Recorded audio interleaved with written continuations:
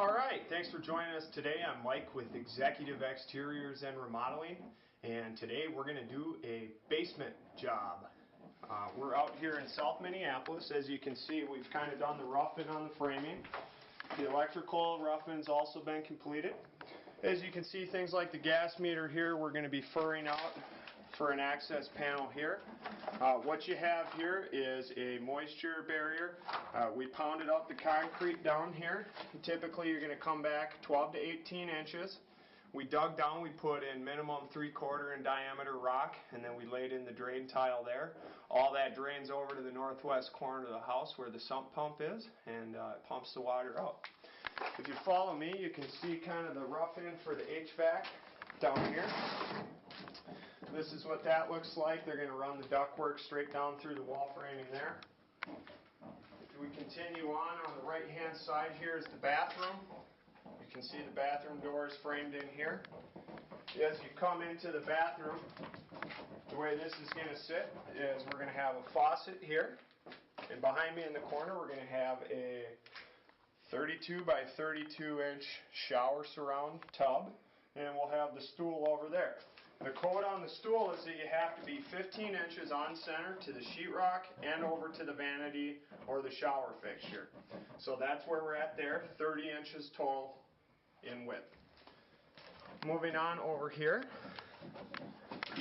you can see this is going to be the new bedroom. The minimum finished height on a bedroom in Minneapolis is 7 feet. You can see the egress window well. This was installed. The drain tile on the window well actually goes down into the drain tile system, so the well you never have to worry about flooding. You can also see we've sealed the walls with a masonry paint to also increase the protection against exterior moisture getting into the foundation. This here is going to have an oak seat matching the window here, and that'll go around. Then the sheetrock will go on the face. Typically we're going to insulate basement walls using an R19 insulation, and then the ceiling, which is not required by code, typically is done for sound purposes. Up there we're going to use an R38. You can see over here we've built the closet. Now in a lot of these Minneapolis homes you can see they have the structural beams and things, so you have to kind of do some funny stuff. If you come around here, Bob, you can see that this beam here is not actually plumb. And plumb means straight up and down. So the framing's plumb, the beam's not, so what we're going to have to do is frame a panel around here for sheetrock in order to hide that in the wall. You can also see there's these junction boxes for electrical.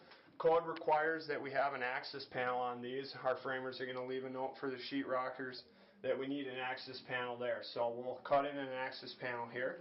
If you look up at the ceiling here, these are the recessed cam lights. Those get set in for the electrical roughing inspection. And you can see the new ductwork going across here. Again, we're going to have a window seat here. Typically those will get framed. That'll run all the way over. And the window seats you can do either in sheetrock or you can go with a wood. I strongly recommend wood. People set pop cans and things like that on it. You end up getting stains on the sheetrock. So wood's always going to be the best choice there.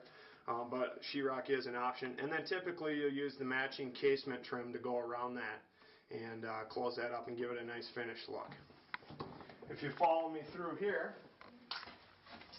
you can kind of see the office room over here. And this is the door. This is going to be a right swinging door. The way doors work is the way that it swings in. If you have your back to the door, if it's your right hand that swings in, that's called a right hand swinging door. If it's the left hand that swings in, that's a left swinging door. So this door here that you see, this is going to be a right hand swinging door. It swings in with your back to it on the right hand. Sheetrock ceiling in the bedroom over there, and here we're going to be doing a drop ceiling. The drop ceiling, typically you're going to have a 2 foot by 2 foot panel, or you can do a 2 foot by 4 foot panel. There's 3 different kinds of channel that go with a drop ceiling. The first kind is the exterior base channel. That's going to go around the perimeter of the room, give it its main strength. The second is the cross beams. Those are the structural beams. They come in 12-foot lengths. And those are going to go all the way across one section of the room every 4 feet. And then there'll be the 4-foot patch sections that will go in, and that's what you actually set the tiles on. Again, I'm Mike with Executive Exteriors. You can always request a free estimate online at www.executive-exteriors.com. Thanks for tuning in.